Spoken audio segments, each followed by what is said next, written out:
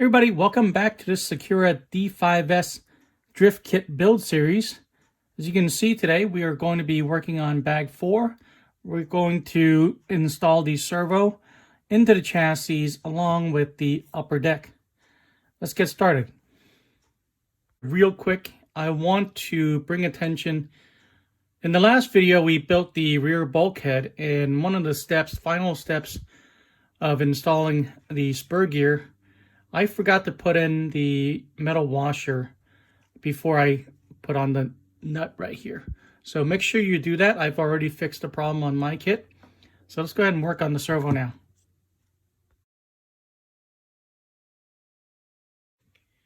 All right, there's quite a few screws in this bag, so I have them laid out and organized. So we're going to be using this AGFRC low profile programmable servo for this build. I have a video out talking about this servo, an unboxing video, and how the servo programmer works. So look for that in my channel if you're interested in the servo. It is a great value at $67 for something that's low profile, high speed, and also programmable. So definitely check this out. All right, so we're going to need to put on the servo horn first. And this particular servo is going to be 25 tooth. So I'm going to cut out this one. Right, there we are. And we need to put this on at 17 degrees, apparently.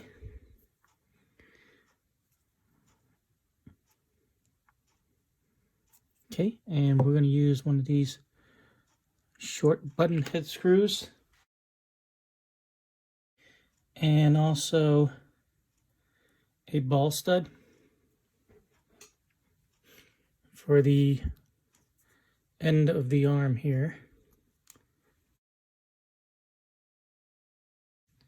Okay, next we're going to mount the servo onto the upper deck.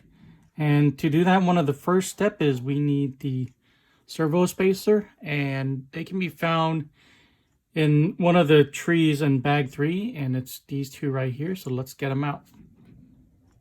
Okay, so the first step of installing the servo onto the upper deck is to make sure it's oriented correctly. So you want to make sure the arm is facing away from you, and we're going to thread this over. Okay, like so. And for my servo right here, it is not going to fit, even though dimensionally it should fit, but because this wire is in the way and I have to tilt the servo to get it in there, it's not going to work. So I thought of two choices. One is to either file the upper deck here or to file this plastic down. But I thought of a third solution, and that is to take this plastic plate off. So that's what I'm going to do.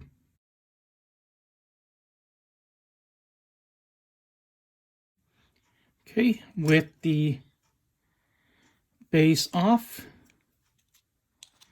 slips right over, and I'm ready to install the servo. But let me go ahead and put the plate back.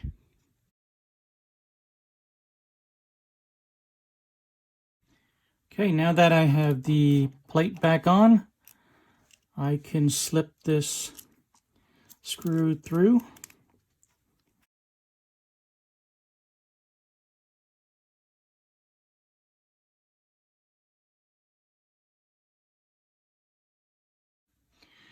Okay, when you're done, it should look like this. Really, that was unnecessarily and unusually difficult just to install a servo. But we're done, and let's move on to the next step.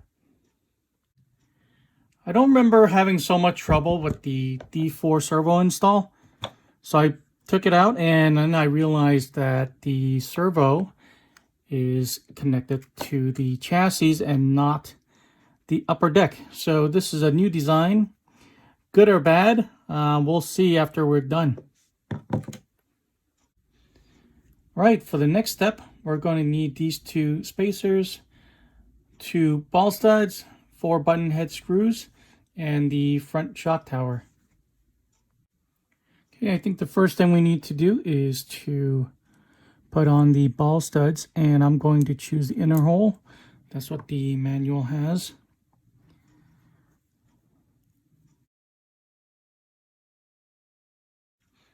Okay, next we're going to put the spacers on from the bottom. There's going to be those 2 holes. Okay. Then we're going to mount it.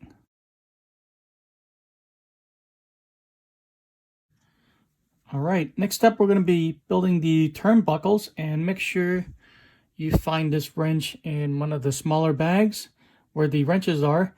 This is going to make it a lot easier. You notice the turnbuckles are domed on top, and the wrench is also round on top. So if you fit it in this way, you can use this wrench to turn the turnbuckles. So we can see that there's a flat spot right there where you can use a turnbuckle wrench to adjust it, and that's going to be on your left hand side. So I'm going to start with this piece right here, and normally when it's adjustable like that, one side is going to be counterclockwise and the other side is going to be clockwise. So one is going to be righty-tighty, and the other one's also going to be lefty-tighty. It's a little bit weird, but that's how turnbuckles are put together.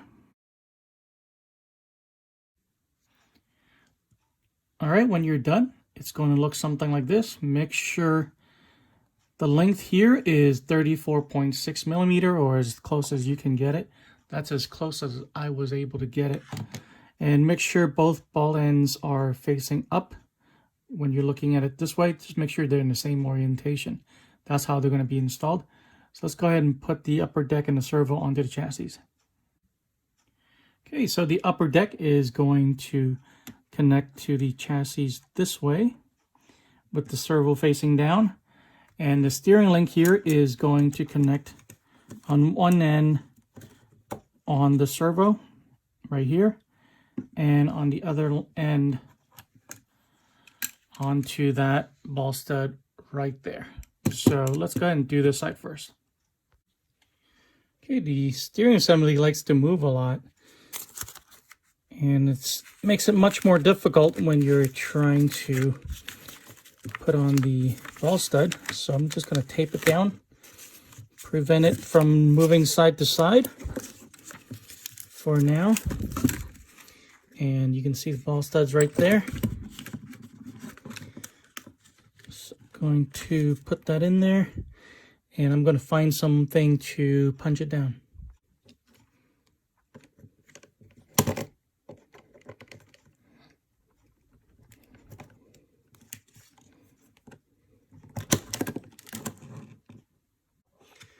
Okay, all it was my screwdriver, and I took out the bit and was able to kind of hold on to the ball end pretty well, so got that done.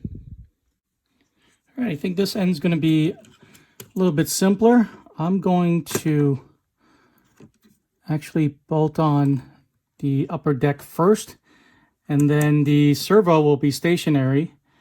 It'll be a lot easier to attach the steering link.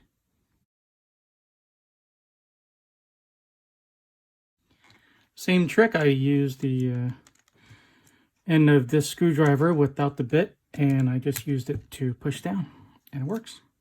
There you go. Make sure you have free movement on the servo on both sides, and I'm going to finish putting on the screws. All right, we've completed the steering servo assembly. Remember, I have a video out there talking about this AGFRC programmable servo, so look for that video. And in future video, I'm going to be making changes, talking about the parameters that you can make changes to. So look for that video as well. Thanks for watching this one. If you got something out of it, please drop a like. Subscribe for more videos of this series and others. And I'll see you guys in the next one.